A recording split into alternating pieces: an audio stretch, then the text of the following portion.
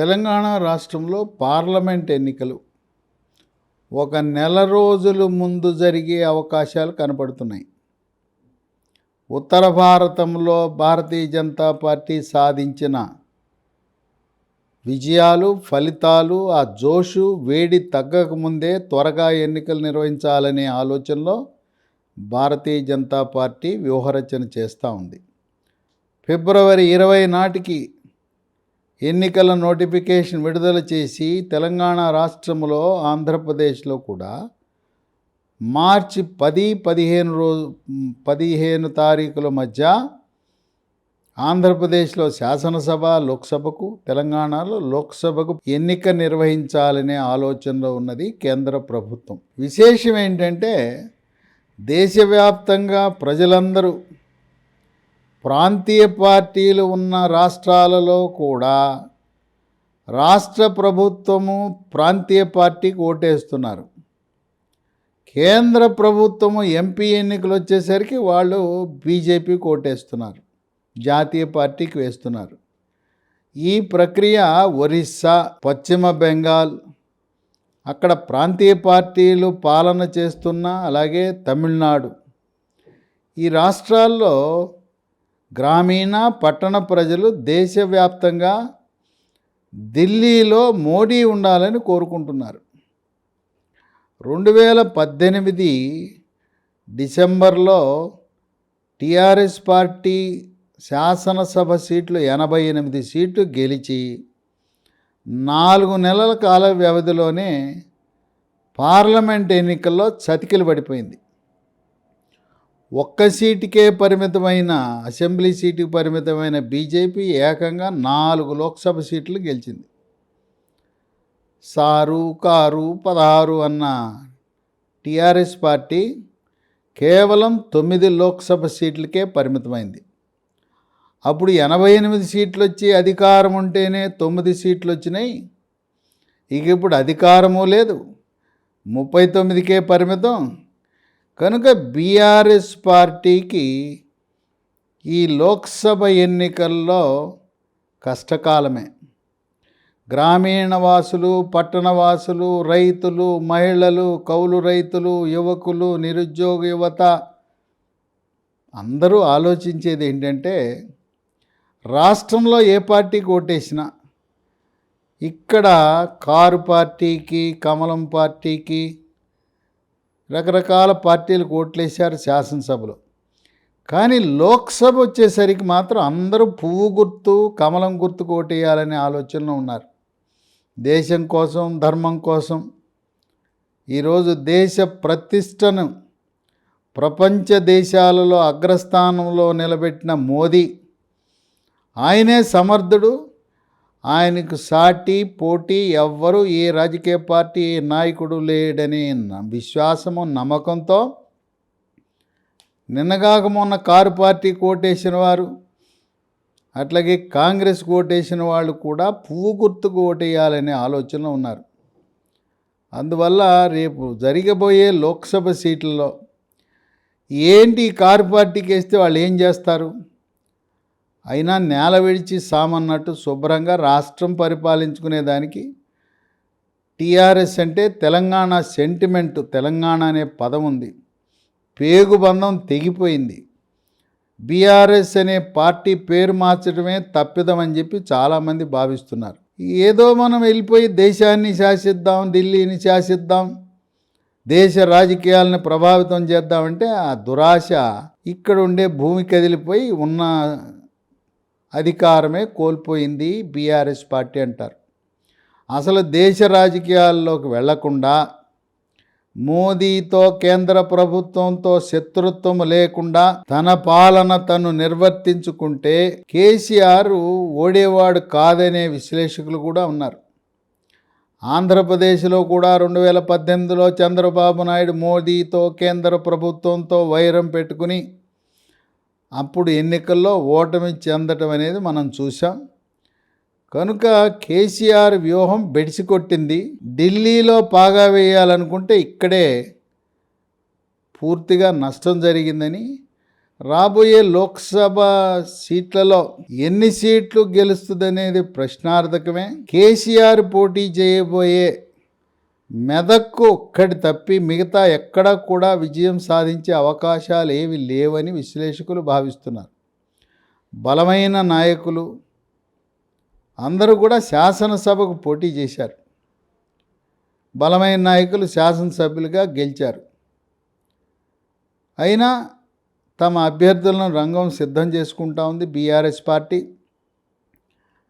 ఇక్కడ తెలంగాణ రాష్ట్రంలో భారతీయ జనతా పార్టీ ఇప్పటికే 4 సిట్టింగ్ సీట్లు ఉన్నాయి. కరీంనగర్, నిజామాబాద్, ఆదిలాబాద్, సికింద్రాబాద్. వీటితో పాటు మరో 8 సీట్లపై పట్టు పెంచుకుని గెలవాలనే వ్యూహరచన చేస్తూ ఉంది బీజేపీ. మెదక్, జహీరాబాదు, చేవెళ్ళ, మల్కాజ్గిరి, మహబూబ్ నగర్, నాగర్ కర్నూల్, వీటితో పాటు భువనగిరి, వరంగల్, ఈ 8 కలిపి మొత్తం 12 సీట్లు గెలవాలనే సంకల్పంతో అడుగులు వేస్తూ ఉంది భారతీయ జనతా పార్టీ. వరంగల్ అయితే 1984లో భారతీయ జనతా పార్టీకి లోక్సభలో కేవలం 2 సీట్లు ఉన్నప్పుడు అక్కడ జంగారెడ్డిని పివి నరసింహారావును ఓడించి వరంగల్లో పాగా వేసింది భారతీయ జనతా పార్టీ, కమలం పార్టీ.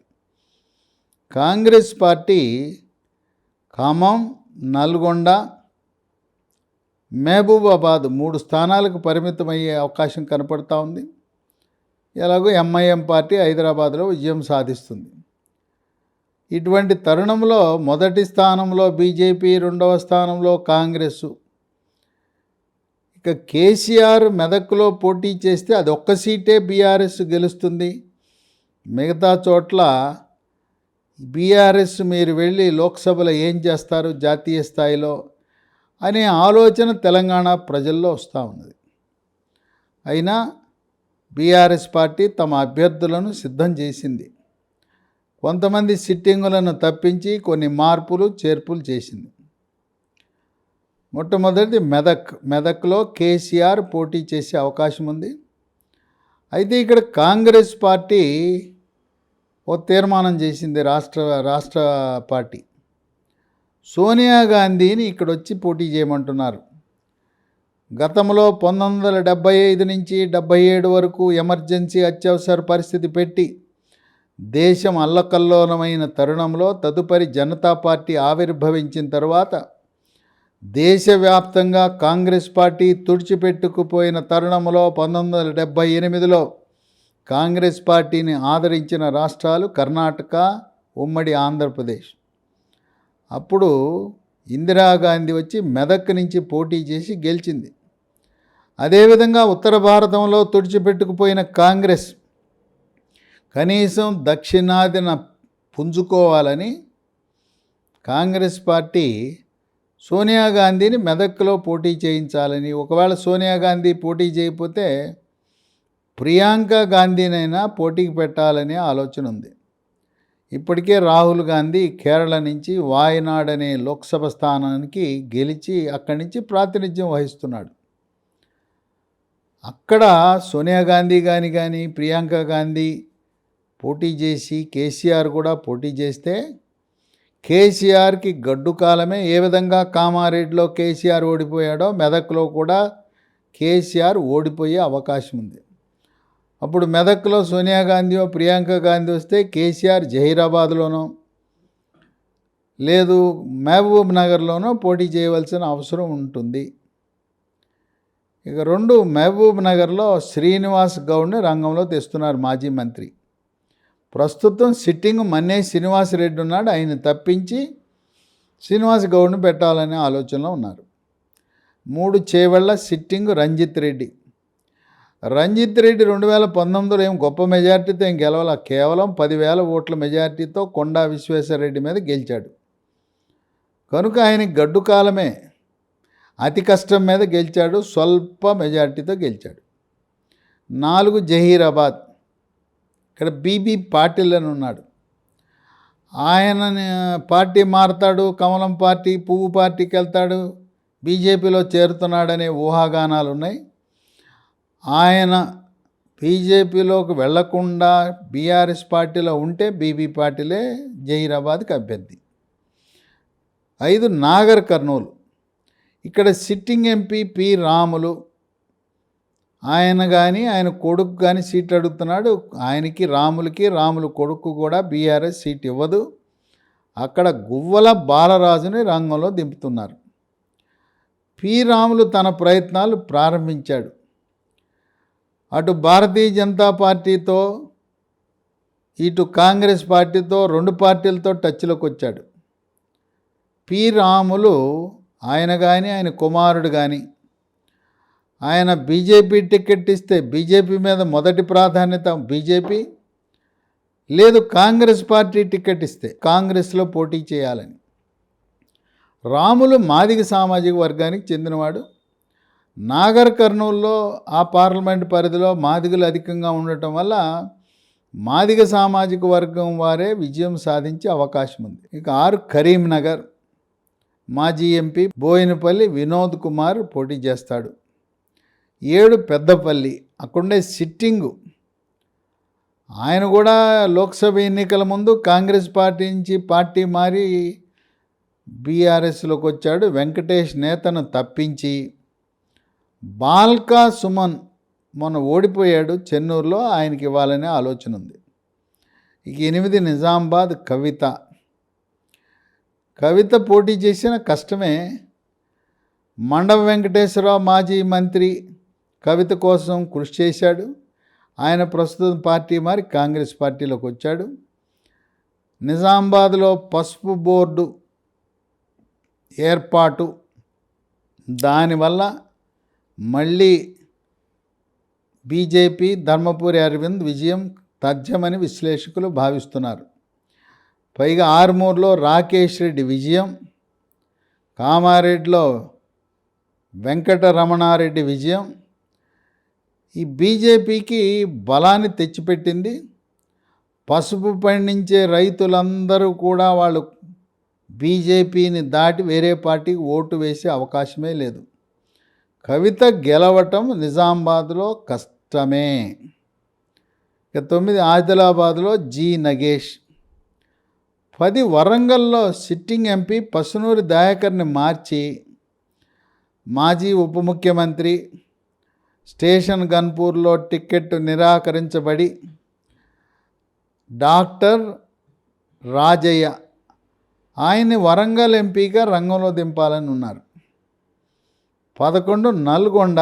గుత్తా సుఖేందర్ రెడ్డి శాసన మండలి చైర్మన్ కుమారుడు గుత్తా అమిత్ రెడ్డి శాసనసభకు పోటీ చేయాలని ప్రయత్నించాడు. ఆయనకు సీటు దొరకలేదు. ఆయన నల్గొండ ఎంపీగా పోటీ చేస్తాడు. ఇక 12 భువనగిరి. ఇక్కడ డాక్టర్ బూరా నర్సయ్య గౌడ్ బీఆర్ఎస్ పార్టీని వీడి బీజేపీలో చేరిన తర్వాత బాలరాజు యాదవ్ని పరిశీలిస్తున్నారు.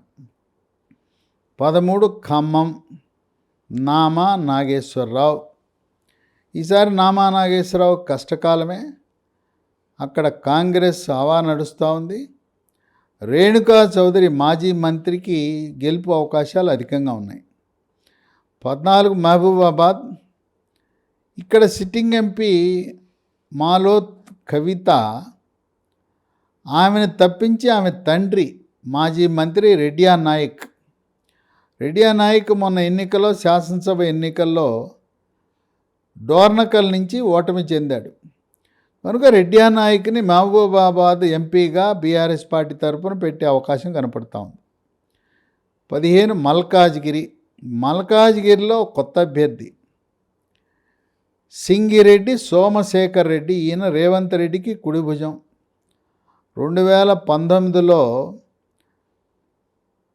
రేవంత్ రెడ్డి 2018 ఎన్నికల్లో కొడంగల్లో ఓటమి చెంది ఇక్కడ మల్కాజ్గిరికి వచ్చి పోటీ చేసినప్పుడు సర్వం తానై సింగిరెడ్డి సోమశేఖర్ రెడ్డి రేవంత్ రెడ్డి మల్కాజ్గిరిలో గెలవటానికి సహకరించాడు. అక్కడ కూడా రేవంత్ రెడ్డి విజయం సాధించింది ఎంత? కేవలం 15,000 మెజార్టీనే. అటువంటి కుడి భుజం రేవంత్ రెడ్డిని ఉప్పల్ కాంగ్రెస్ సీట్ అడిగాడు సింగిరెడ్డి సోమశేఖర్ రెడ్డి. ఉప్పల్ సీట్ ఇవ్వడం సాధ్యపడలా. దాంతో తప్పనిసరి పరిస్థితుల్లో రేవంత్ రెడ్డికి అత్యంత సన్నిహితుడైన సింగిరెడ్డి సోమశేఖర్ రెడ్డి పార్టీ వీడి బీఆర్ఎస్లో చేరాడు. అంగుబలము, ఆర్థిక బలము, అన్ని వనరులు ఉన్న సింగిరెడ్డి సోమశేఖర్ రెడ్డిని బీఆర్ఎస్ పార్టీ మల్కాజ్గిరి అభ్యర్థిగా పోటీకి పెట్టాలనే ఆలోచనలో ఉంది. 16 సికింద్రాబాద్ కిషన్ రెడ్డి చేతిలో ఓటమి చెందిన మాజీ మంత్రి తలసాని శ్రీనివాస్ యాదవ్ కుమారుడు తలసాని సాయి కిరణ్. 17 హైదరాబాద్లో బీఆర్ఎస్ పార్టీ అభ్యర్థి నామకే వాస్తే అభ్యర్థి బయటికి చెప్పకపోయినా బీఆర్ఎస్ కారు పార్టీ, పతంగి పార్టీ, ఎంఐఎం రెండు కూడా మిత్రపక్షాలే.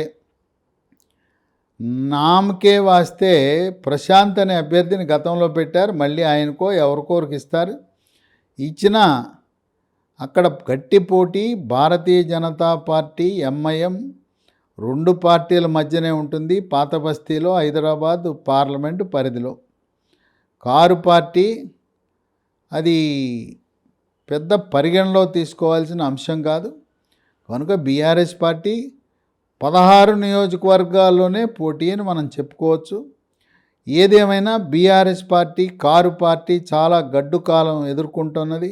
రాష్ట్ర ప్రజలందరూ, గ్రామీణ వాసులు, పట్టణ వాసులు, రైతులు, మహిళలు, బీసీలు, ఎస్సీలు, ఎస్టీలు అందరూ కూడా ప్రధానమంత్రి మోదీ మూడవసారి ఆ పీఠం మీద ఉంటేనే మన బతుకులు మారతాయి, మన జీవన ప్రమాణాలు మెరుగుపడతాయి, ప్రపంచ దేశాలలో భారతదేశం యొక్క ప్రతిష్ట పెరుగుతుందని దృఢంగా విశ్వసిస్తున్న తరుణంలో పార్టీలకు అతీతంగా మోదీ వేవ్ ఉత్తర భారతదేశంలోనే కాదు దక్షిణ భారతదేశంలో కూడా మోదీ మోదీ, భారత్ మాతాకి జై, భారతదేశాన్ని ఏక్ భారత్, శ్రేష్ఠ భారత్, అఖండ భారత్ ఆ విధంగా తీర్చిదిద్దగలిగిన ఏకైక నాయకుడు మోదీ అని విశ్వసిస్తూ లోక్సభ పార్లమెంట్ ఎన్నికల్లో మాత్రం ఈ కారు పార్టీ ఢిల్లీకి వెళ్ళి ఏం చేస్తుంది? కనుక మన ఓటు మునిగిపోకూడదు, మనం వేసిన ఓటు ప్రధానమంత్రి అభ్యర్థి అవ్వాలి, ప్రధానమంత్రి అధికారంలో కేంద్రంలో రావాలని చెప్పి అధిక శాతం తెలంగాణ రాష్ట్రంలో ఉండే అందరూ కూడా కేంద్రము స్థిరమైన కేంద్రం ఉండాలి, బలమైన కేంద్రం ఉండాలి, చైనా, పాకిస్తాన్ లాంటి శత్రు దేశాలకు ధీటైన సమాధానం చెప్పాలంటే ఈ కారు పార్టీ ఏం చేస్తుంది? కనుక మనం కమలానికి పువ్వు గుర్తుకు ఓటేద్దామనే ఆలోచన సరళి రాష్ట్ర వ్యాప్తంగా తెలంగాణలో ప్రబలి ఉన్న తరుణంలో గతంలో రాష్ట్రంలో అధికారంలో ఉన్న సమయంలోనే 4 నెలల కాలంలోనే 16 సీట్లు ఆశించిన బీఆర్ఎస్ 9కి పడిపోయింది. ఈసారి కేసీఆర్ ఒక్కడే మెదక్ నుంచి పోటీ చేస్తే కేసీఆర్ ఒక్కడే విజయం సాధించి 1 సీటు దాటి బీఆర్ఎస్ పార్టీ విజయం సాధించే అవకాశాలు లేవు అని చెప్పి విశ్లేషకులు భావిస్తున్నారు.